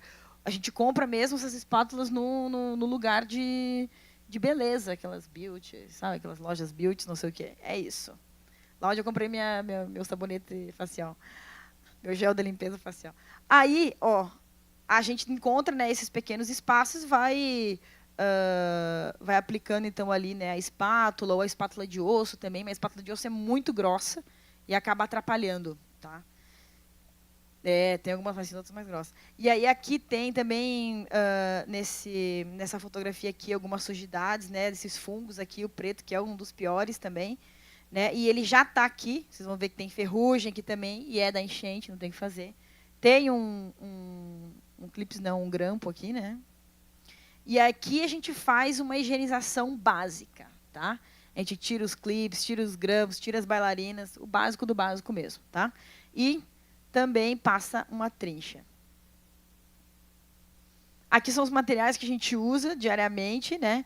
A gente já ampliou um pouco também, já temos até bisturi, né? Eu fui bem resistente, né? Porque vai saber o que passa na cabeça dos bolsistas. Mas a gente acabou liberando porque assim, agiliza muito, né, o trabalho. E aí, cada uma das mesas também tem solução de quaternário, né, porque muitas vezes o que acontece? Tu vai ter que umedecer o documento para conseguir que ele solte. E às vezes tem um fungo, que é o branca de neve, que daqui a pouco aparece, que é um fungo branco, que a gente chama de branca de neve. O fungo branco, ele só solta, ou ele melhora, ele solta com mais facilidade com ar quente, né? E aí a gente está fazendo testes ainda de como faria isso, né? Mas ele solta muito. Aqui tem um exemplo, ó, do boletim de serviço, né? Ó, aqui tem uma página que está grudada, né? Esse aqui fui eu mesmo que fiz, ó. E aí e no depois aqui, né? No antes e depois dele, já descolado com acesso a todas as informações. Então, o que a gente busca é deixar o documento íntegro, inteiro, para que ele consiga provar aquilo, o motivo pelo qual ele foi criado. Né? As razões pelas quais ele foi criado. Aqui, ó, o branca de neve. Ó. Então, aqui a gente tem algumas situações de alguns fungos que a gente encontra nesse processo de descolamento. Tá? Então, aqui a gente encontra um fungo que ele foi bem vertical, inclusive. Né? Ó, ele atingiu o documento no meio, no centro. Essa página foi perfurada e ficam na sequência um do outro. Né? Então, São incidências no meio do documento que você encontra, né? Aqui vai ter esse alto relevo, basicamente, é quase um fungo em braille, né, que ele acumulou, mesmo assim, resquícios, tá, de relevo. E aqui o Branca de Neve, que, assim, sem palavras, né? É isso aí. É quase um algodão, assim, basicamente, né? Isso aqui estava em pasta polionda. Polionda, com certeza, é isso aí. Bom, próximos desafios, então, né, para a nossa operação no Ministério da Saúde.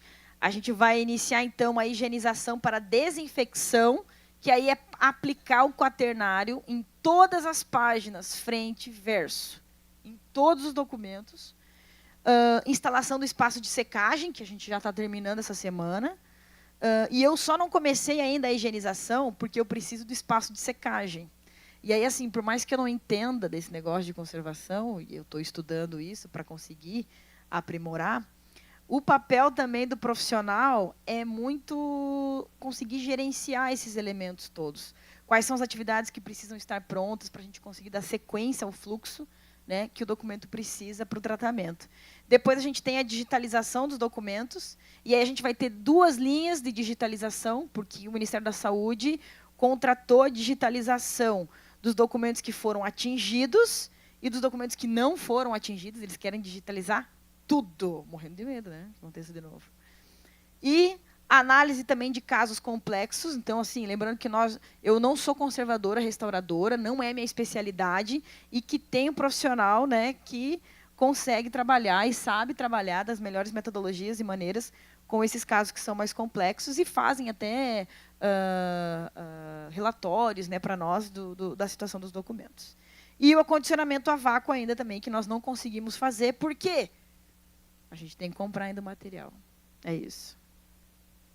Bom, esse é o novo projeto da nossa estante de secagem, né? Lembrando que é provisório, então ele foi feito em madeira pinus, que é a mais barata para nós nesse momento, né? E madeira pinus, e a gente usou então essas gavetas, né? E essa tela pinteira, como é conhecida, né, para pequenos aviários, né? E a gente vai dispor os documentos aqui e criar um clima de menor umidade dentro dessa sala, né? Ali está o projeto, se vocês querem copiar. Lembrando que essa madeira ela é pinus, mas ela é tratada, tá? Passamos verniz. O verniz marítimo, se vocês querem saber. Bom, esse é o espaço onde vai ser, né, que era antes uma sala de leito, mas agora é o espaço onde a gente vai organizar e vai colocar aqui os scanners e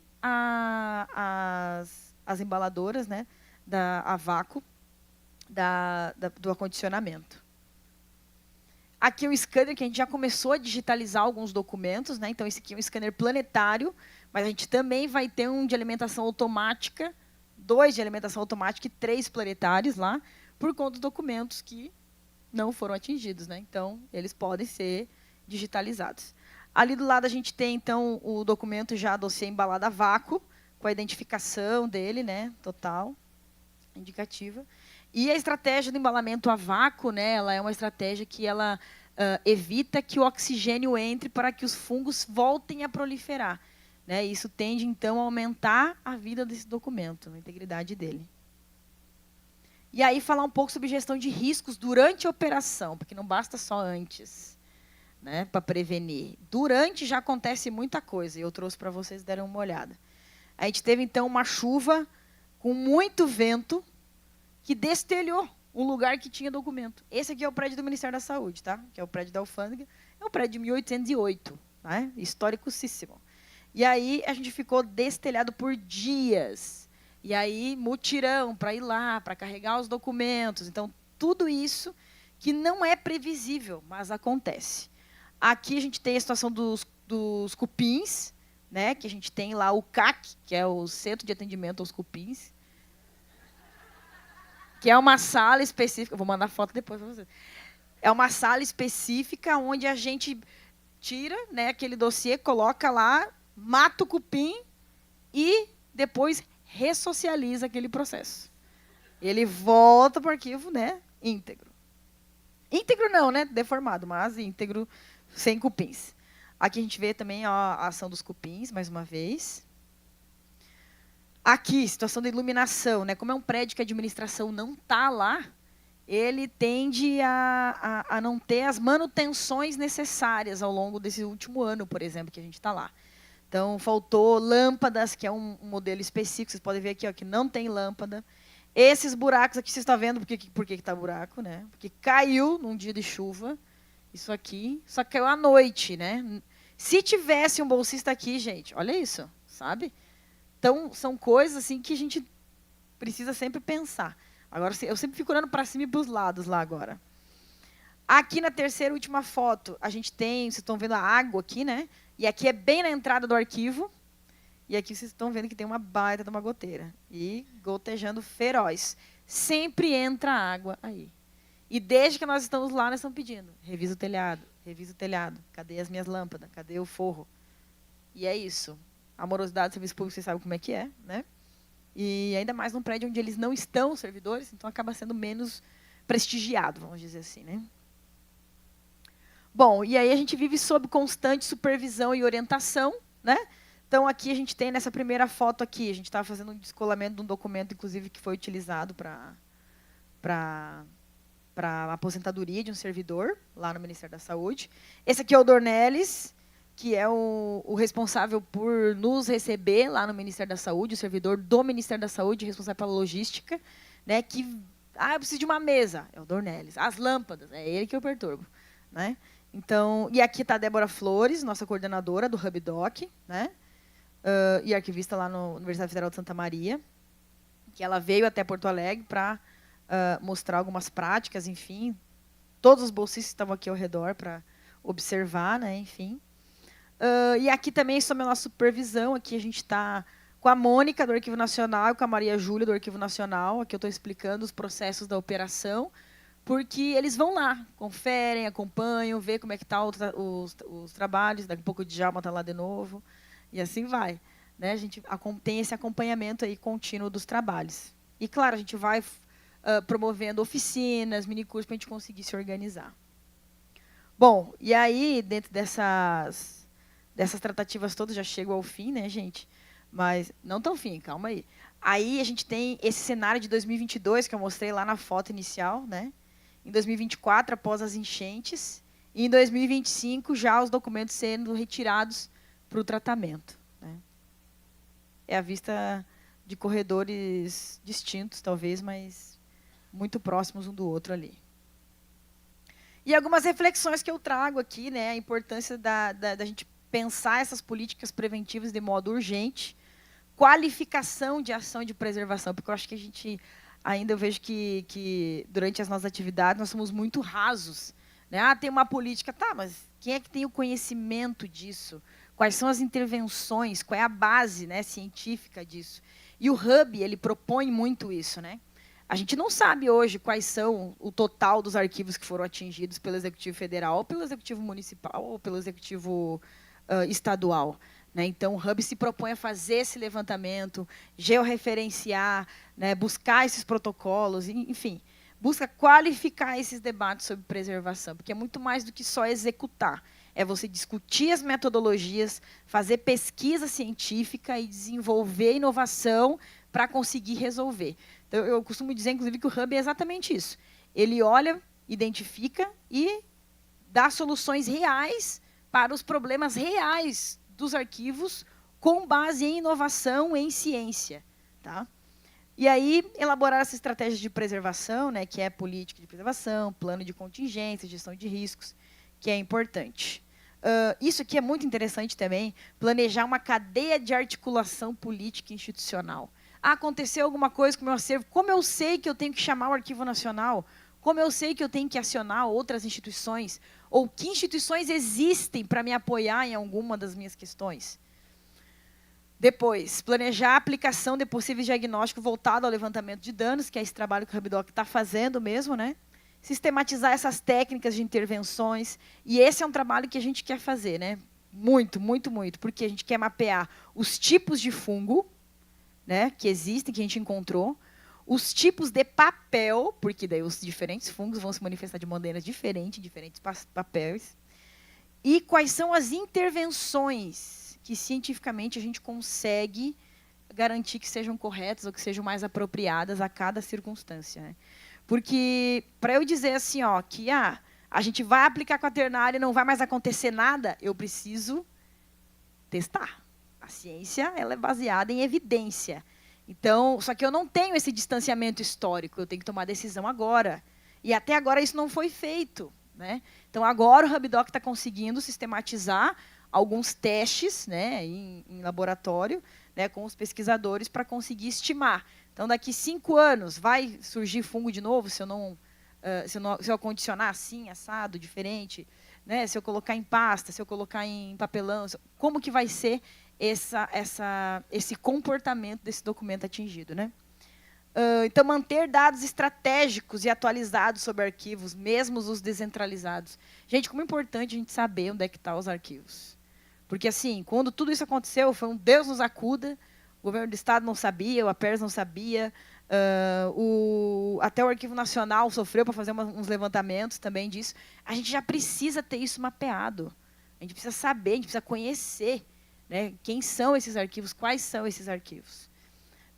Integrar esse debate também, né, de transformação digital no âmbito da instituição. Por quê? Porque as pessoas querem digitalizar tudo agora e jogar fora daí, né? Como se fosse a solução. Então, a gente precisa levar a consciência também nesse processo da transformação digital, né? Então, não é só digitalizar, mas isso é o repositório, como é que você vai fazer? Eu vou digitalizar, vou te entregar, e você vai fazer o quê com isso? Né? Então, é fomentar esse debate para que eles consigam refletir. Tem coisas que a gente não vai conseguir fazer, eu sou só uma pesquisadora. Mas eu posso instruí-los para que eles consigam desenvolver, no âmbito institucional, os seus mecanismos, as suas estratégias, né, para conseguir desenvolver. Bom, e aí, desafios aos profissionais que atuam, né? Que aí a gente tem uma lista aqui de questões, né, que são muito importantes para a gente conseguir fazer com que esse trabalho funcione. Que são, basicamente, características, competências individuais, né, que esses profissionais precisam possuir para conseguir desenvolver esse trabalho. Gestão de projetos é o número 1, né? Fazer tudo com nada, e isso aí já é um desafio tremendo, né? A arte do improviso, eu acho que são elementos que são bem definitivos, né, nessa construção. Então, trabalho em equipe, que sempre tem treta, todo dia eu estou resolvendo questões com bolsistas, todo santo dia, né? A intermultidisciplinaridade, a conversa, o diálogo com outras áreas do conhecimento é muito relevante para a gente conseguir repensar e estruturar as práticas dentro do nosso fazer. A articulação institucional, preciso tensionar, entender como que se faz, como que o Instituto Federal está fazendo, como que outras instituições estão fazendo a recuperação, né, para conseguir integrar um trabalho que seja mais coeso, mais conciso também. Comunicação, resiliência, proatividade, só esperança, né, gente? Então, é tudo isso que a gente precisa ter. Eu tenho? Talvez não, mas é isso, né? A gente vai em busca, né, de aperfeiçoar essas características para a gente conseguir dar andamento ao trabalho.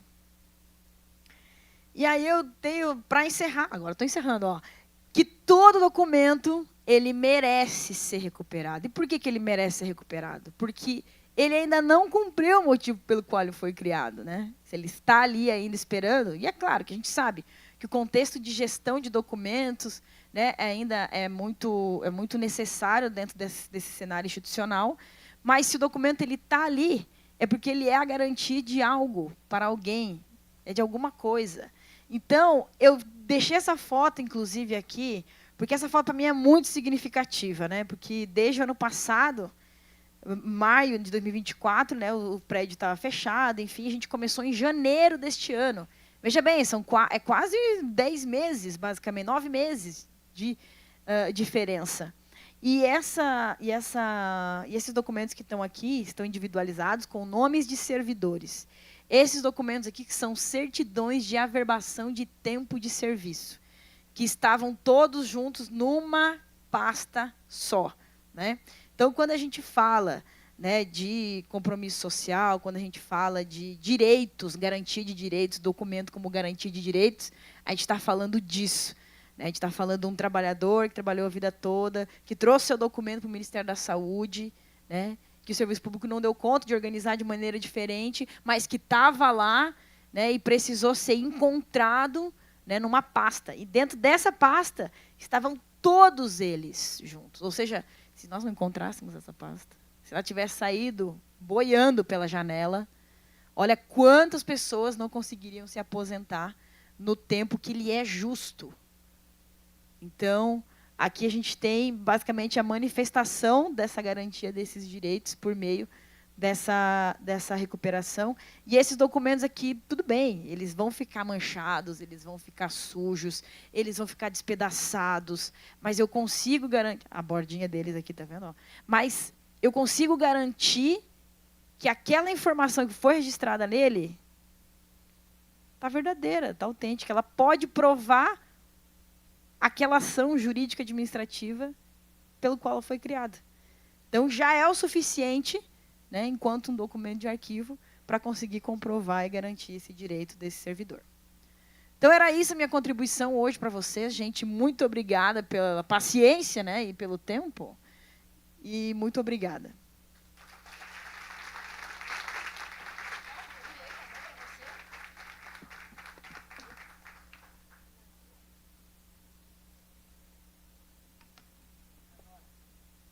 Agora eu vou te convidar para cantar, brincadeira.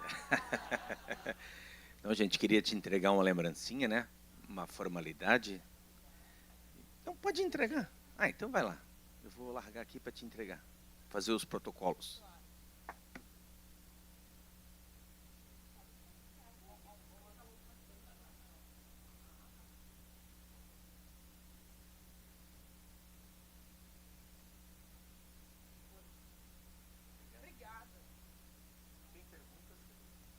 Está aberto para as perguntas. Alguém? Então, vamos lá. Eu vou levar o microfone lá. Fala, garoto. Eu sou do tempo do Fala, garota. Ah, vamos lá. Então, vem cá. Estou querendo bancar o...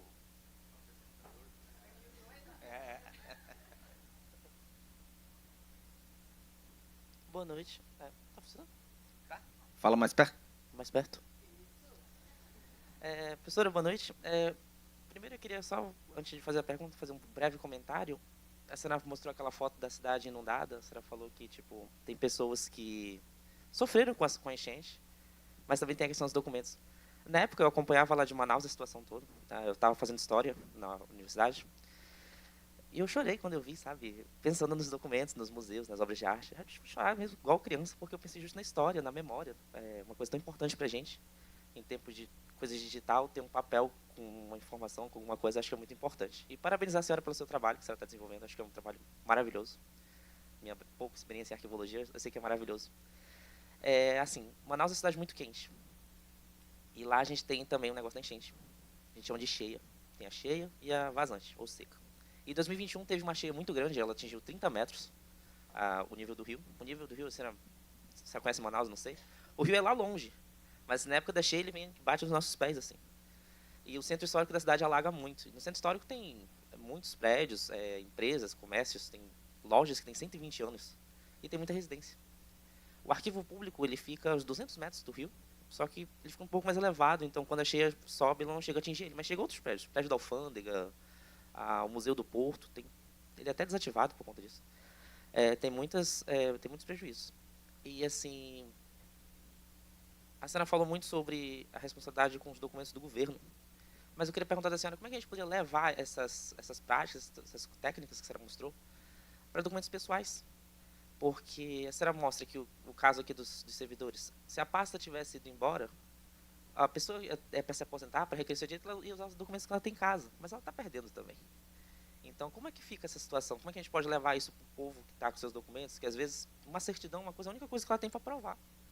E se a gente não tem documento, não tem as coisas, a gente não vai ter o nosso direito. E é uma burocracia toda para conseguir os documentos depois. Então, eu queria saber como é que a gente pode levar isso para a população, para mitigar, pelo menos de uma pequena maneira, esses problemas com documentos inundados, essas coisas assim. Como é que é o seu nome? Gabriel. Gabriel, obrigada, Gabriel, pelas suas considerações. E sim, é de cortar o coração mesmo, aquelas condições que nós vivemos. E eu vejo assim, nós desenvolvemos, tudo que nós estamos desenvolvendo aqui, né, nesse momento, é para recuperar o que já sofreu o dano, né? Então, o que nós podemos fazer, né, por aquilo que não foi atingido, ou por aquilo que está à beira de ser atingido, ou que pode um dia ser atingido? É a gente prevenir isso, né? E aí, quando a gente trata de documentos públicos, até fica uma situação assim muito direta da gente conseguir responsabilizar o Estado, né? E ele tem essa responsabilidade de fazer a preservação e a guarda desses documentos, né? E a recuperação agora, como é o caso.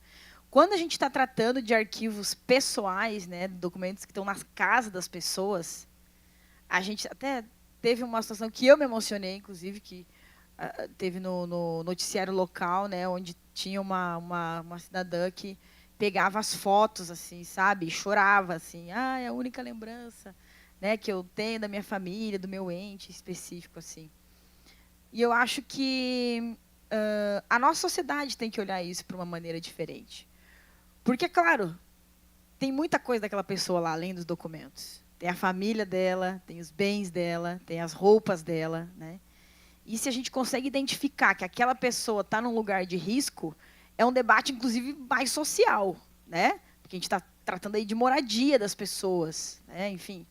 Mas o que eu tenho... E aí é um debate que é outro debate, né? Que eu não vou entrar nele, porque a gente vai entrar em questões assim, até mais políticas, inclusive, assim, estruturantes, né? Socialmente falando. Mas o que é possível da gente fazer, né?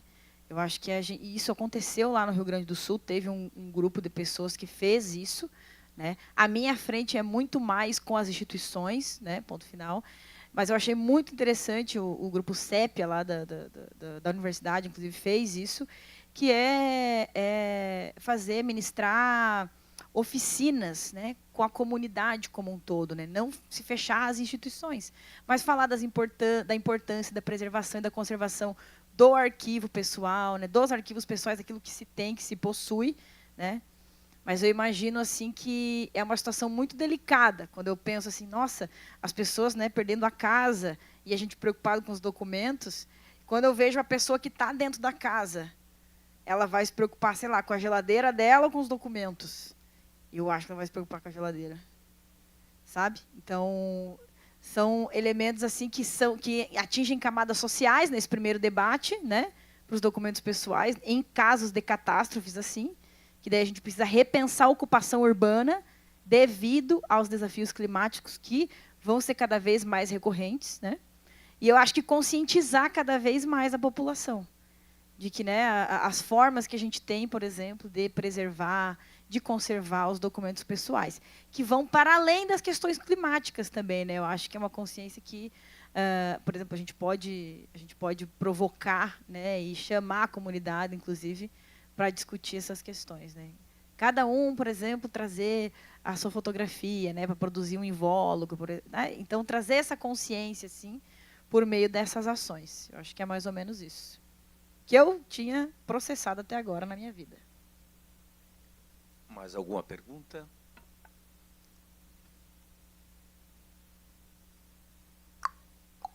Beleza.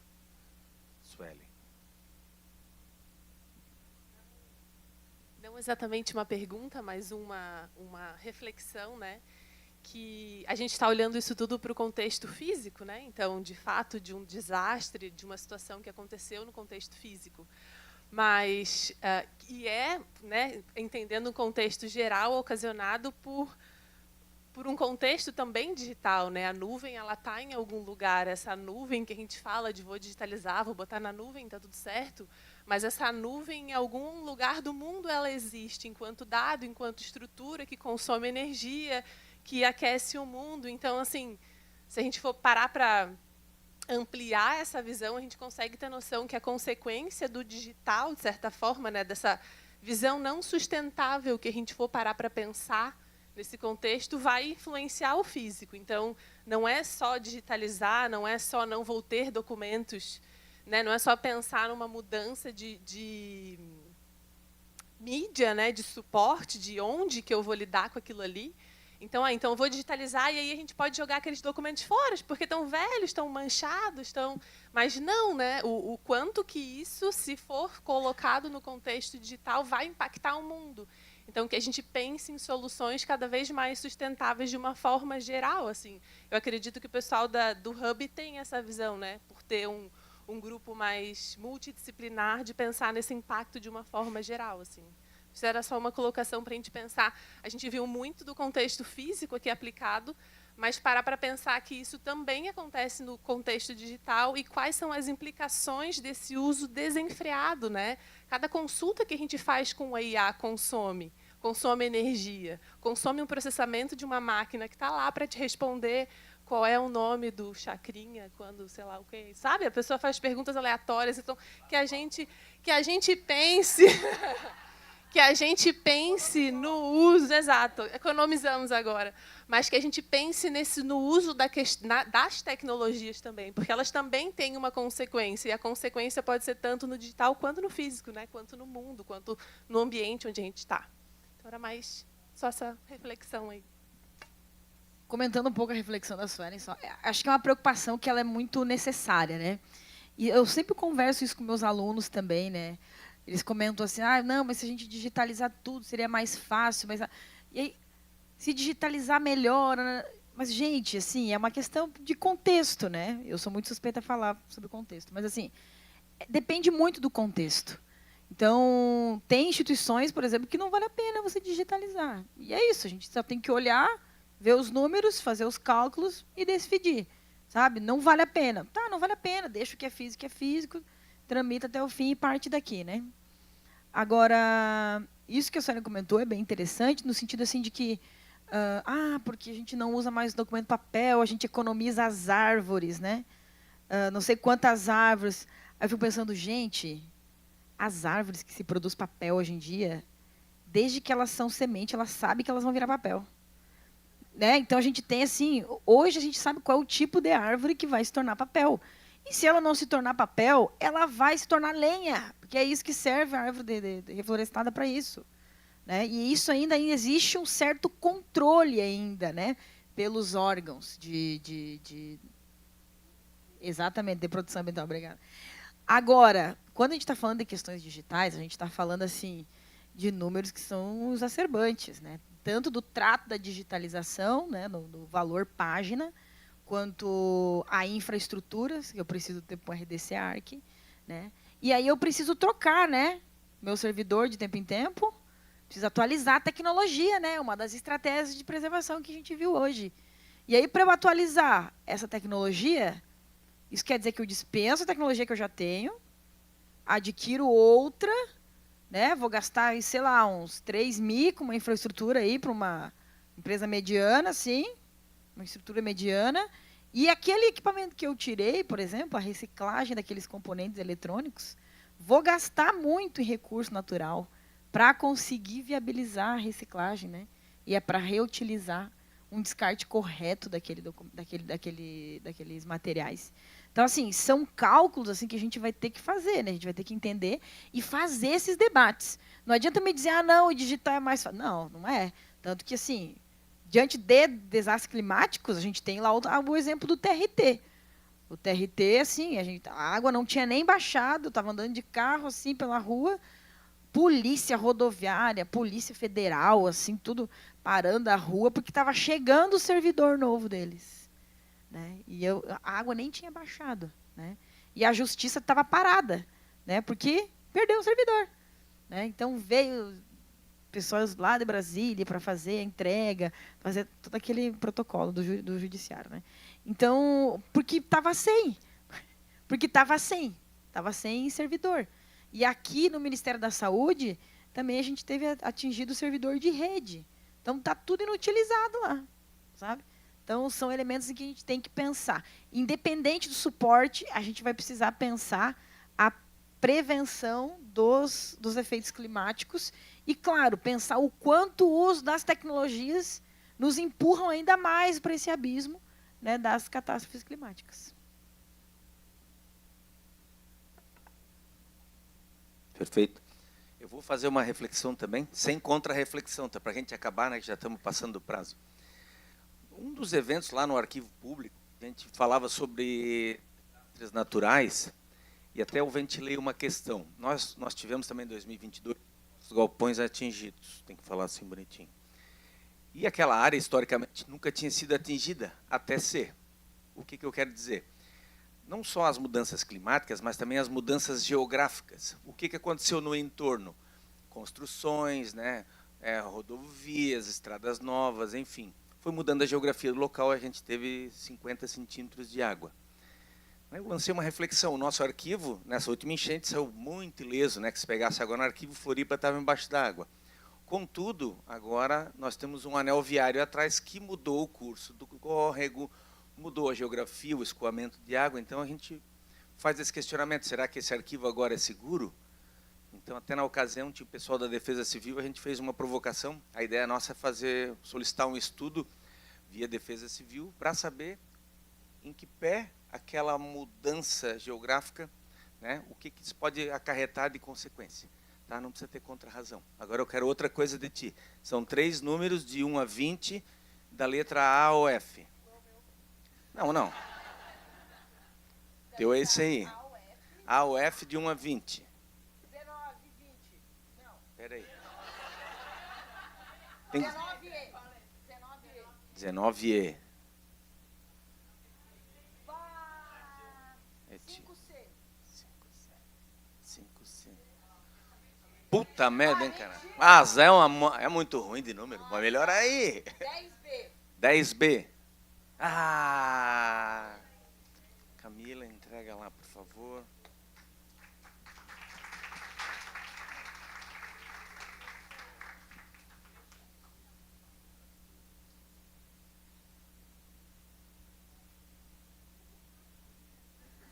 Para ir adiantando, vamos mais um númerozinho aí? 3F.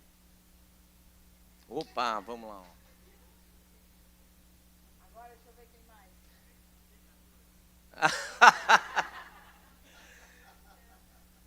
Pô, agora que ela não vai falar, que é D7. Ai, que lindeza. Ó, essa eu quero entregar, hein? Vamos lá.